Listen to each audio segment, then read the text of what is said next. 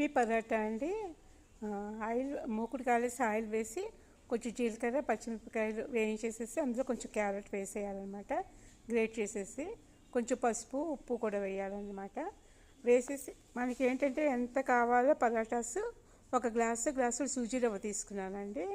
ఈ గ్లాసు సూజీ రవ్వ మెత్తగా ఉడికిపోయిన తర్వాత తీసేసి కొంచెం ఆలు ఒకటి బాయిల్ చేసి ఉంచుకున్నాను, అది కలిపేసి దీనికి సరిపడా అనమాట, ఈ మాయిశ్చర్కి సరిపడా గోధుమ పిండి కలిపేసేసుకోవాలన్నమాట. కలిపేసి ఇలా పరాటాలాగా ఒత్తేసి మంచి షేప్లో కట్ చేసుకుంటే మినీ పరాటాలు తయారవుతాయండి.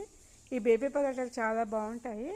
దీనిలోకి ఏంటంటే క్యాప్సికము కొంచెం క్యారెట్ వేసి రైతాలాగా చేశాను అనమాట.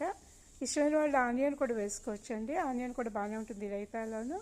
ఇలా ఒకసారి ట్రై చేసి చూడండి, చాలా బాగున్నాయి. పిల్లలు కూడా ఇస్తేను చాలా బాగా ఇష్టంగా తింటారండి. కొంచెం కస్తూరి మెంతి కూడా వేసుకోవచ్చు, అది కూడా టేస్ట్కి